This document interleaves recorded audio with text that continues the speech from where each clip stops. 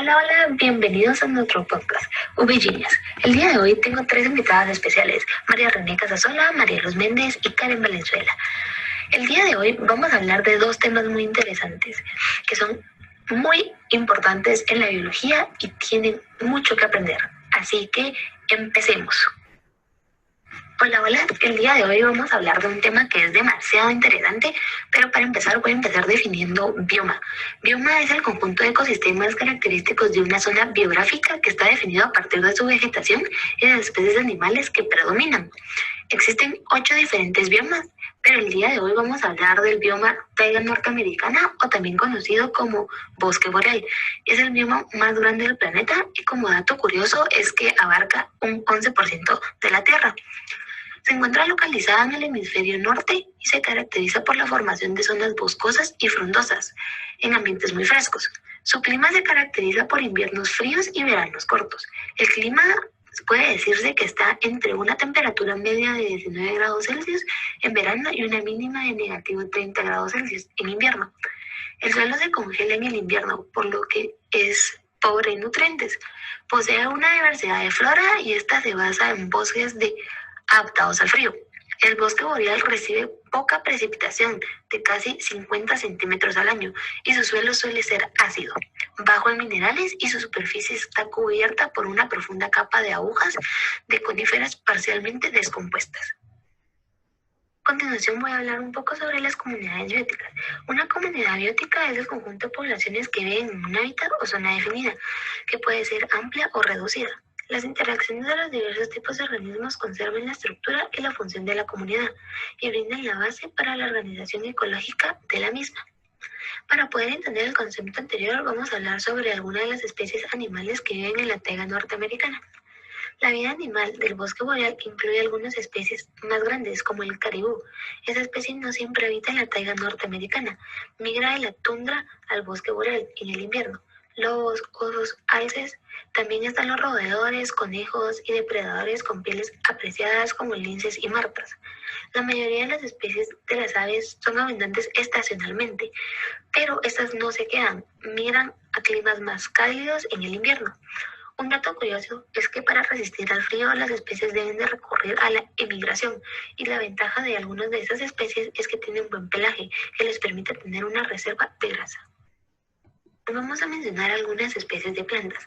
La taiga está denominada por coníferas que superan los 40 metros, es decir, son demasiado grandes. Tienen una copa piramidal y una hoja perenne. También destacan los alerces, abetos, píceas y pinos. En este bioma también existen los árboles caudifolios, árboles que pierden sus hojas constantemente.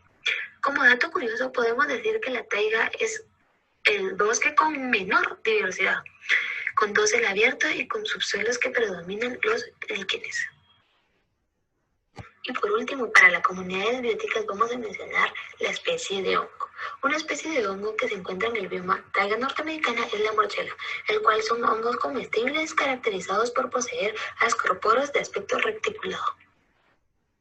Vamos a empezar con las relaciones tróficas. Las relaciones tróficas describen el proceso de transferencia de sustancias nutritivas a través de las diferentes especies de una comunidad biológica, en la que cada una se alimenta de sus antepasados y se convierte en el nuevo alimento de las nuevas especies.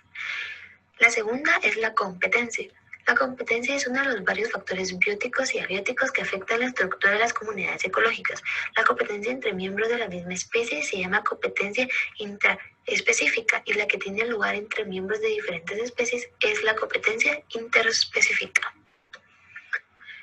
Tercero, la simbiosis. La simbiosis es de gran importancia para el bioma taiga norteamericana, debido a que esta ayuda a los árboles a obtener nutrientes e influir en la capacidad de suelo y del sistema suelo-árbol, que le permite retener el carbono y así poder conocer los cambios que afectaría al ecosistema. En este tipo de interacción biológica en el cual una especie no puede vivir de la otra, es decir, se benefician mutuamente. Y por último, las pautas de comportamiento.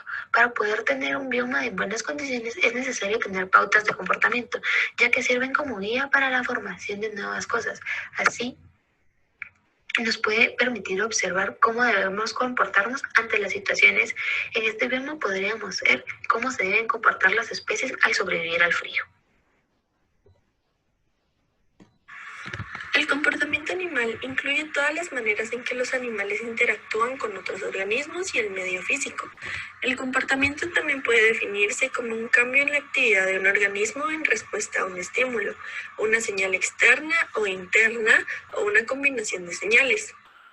Entre las adaptaciones de las plantas existen plantas que poseen hojas de gran tamaño y han adquirido por la misma necesidad de recolectar luz solar. Este fenómeno se debe a que evolutivamente las plantas se encontraban en superficies algo ocultas de este, ya sea por árboles altos o en su localidad, y precisamente la luz es algo necesario para su supervivencia. En las adaptaciones de los animales, el camuflaje y los mecanismos corporales son parte de esto. El camuflaje se trata de una adaptación morfológica que aplica tanto en animales como en plantas. Es utilizada para esconderse y para pasar desapercibidos de los depredadores. Un ejemplo de esto serían los camaleones. Entre los mecanismos corporales, se trata de una adaptación fisiológica. La podemos definir como la manera en que muchos seres tienen la capacidad de soportar muy altas o bajas temperaturas ambientales. Un ejemplo son los osos polares. La importancia de los biomas. Ecológicamente hablando, los biomas constituyen un primer nivel de tratado en el ambiente y determinan la asignación biológica de los ecosistemas. Es decir, establecen parámetros que permiten concretar y situar a las especies según las características del clima que determinan el bioma.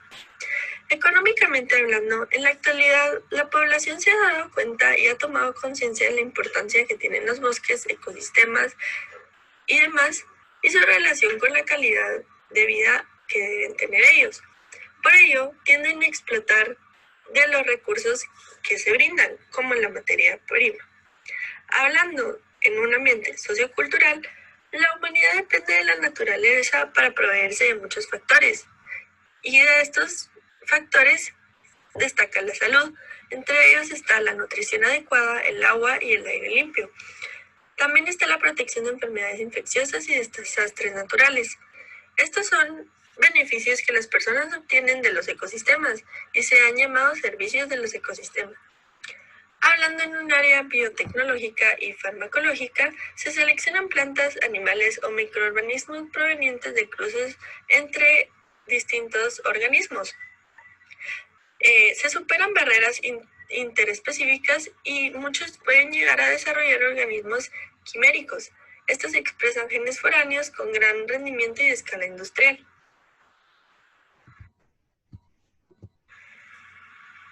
¿Qué es el período geológico?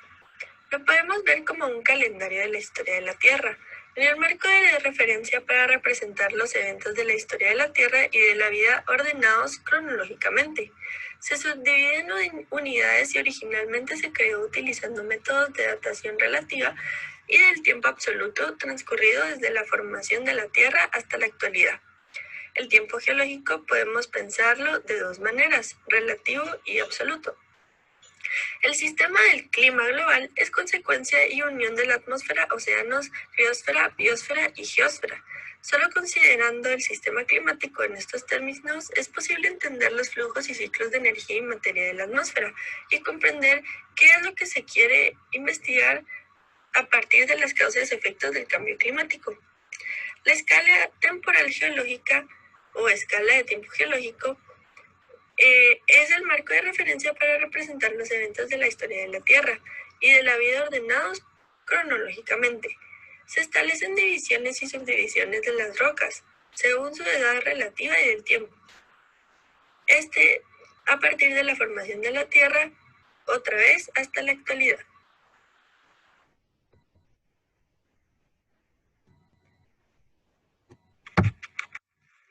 Durante este periodo la biodiversidad fue un constante cambio. Distintos paleontólogos estudiaban restos de fósiles donde han encontrado rocas sedentarias para clasificar y contar las especies fósiles desaparecidas, pero también para comprender la evolución de los seres vivos, su ambiente y fijar las épocas geológicas. Las especies viven aproximadamente 1 millón de años y luego desaparecen o se transforman en otra especie. La biodiversidad para cada era fue distinta. Paleozoica, por ejemplo, tenía grandes reptiles como los dinosaurios, que dominaban la Tierra. También existió un grupo superior que eran animales que empezaban a tomar impulso. Estos animales, como de mamíferos, como la capacidad de regular su temperatura corporal en un valor aproximadamente constante, que es una característica que los reptiles no poseen. Se trataban de los sinápsidos. Fue a partir de este grupo de animales que los mamíferos comenzaron su largo camino a través de la historia. También está el fanerozoico, que marca la aparición de pequeños animales, peces y plantas. La era cenozoica representa una intensa actividad volcánica, donde se formaron algunos de los bosques peritrificados que hoy conocemos como el Arizona, Dakota o California. En el Mesozoico, los animales dominantes eran reptiles grandes que aparecieron y fueron evolucionando y desarrollando su gran tamaño, siendo estos los dinosaurios. Algunos de estos reptiles aprendieron a volar. También incluía animales peludos de tamaño de una musaraña, de unos 15 centímetros de largo y unos 100 gramos de peso. Eran hocicones con bigotes y ojos grandes. Tal vez de hábitos nocturnos, cola larga, insectívoros o carroñeros, que se alimentaban de la fauna rastrera como los gusanos e insectos. El Cenozoico, después de la extinción de los dinosaurios y la supervivencia de algunos pocos grupos biológicos, comenzó como una nueva era, en la que los mamíferos dominaban la Tierra hasta como los conocemos hoy. A lo largo de este camino se ha visto repleto de nuevas criaturas, nuevos ambientes y nuevas especies, y sin presencia de grandes reptiles como eran los dinosaurios. También podemos mencionar las adaptaciones generales, que eran las más notorias y son las de que cada especie ha evolucionado conforme a sus necesidades. Algunas corren más rápido que otras, su tamaño es más grande, sus extremidades son más grandes, tienen dientes más grandes que les permiten ponerse a la delantera de la cadena alimenticia, y cada uno de estos aspectos se va basando de un animal anterior, como de su ancestro. También podemos mencionar la biodiversidad de hongos y de microorganismos, como los foramideros, que eran altamente diversificados, son abundantes desde hace cientos de millones de años, lo cual explica su importancia ecológica y científica. Es a través de estos fósiles del pasado que los paleontólogos han podido descifrar miles de familias y géneros de especies extintas. Aunque estas especies viven en promedio 1 millón de años antes de desaparecer o de convertirse en otra especie, estas cuentan géneros biológicos, es decir, conjuntos de especies que comparten muchas propiedades similares a las de los científicos, que pueden estimar la diversidad de la vida durante largos periodos. También podemos mencionar grandes sucesos de este periodo, como lo son las extinciones masivas, que fueron eventos los cuales gran parte de la vida del planeta desapareció por algún suceso catastrófico.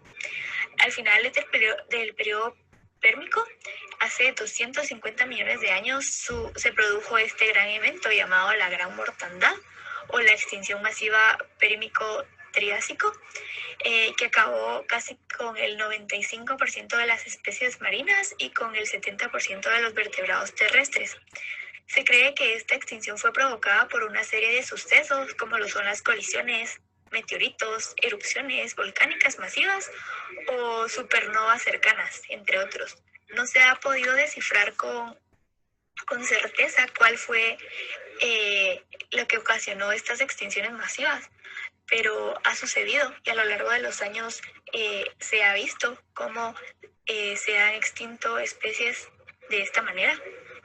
Creo que el ejemplo más claro que tenemos es la extinción de los dinosaurios, que se dice y se ha investigado y se ha comprobado que fue a partir de la caída de un meteorito, la cual destruyó toda la Tierra como se conocía, exterminando a los dinosaurios por completo. ¿Y tú qué opinas? Te estaremos leyendo en los comentarios por si quieres dejarnos tu opinión sobre estos temas. Y te dejamos una pregunta. ¿Cuántas extinciones masivas han habido durante este periodo? Espero te haya gustado. Y nos vemos en el próximo capítulo. Bye, chi. Peace out.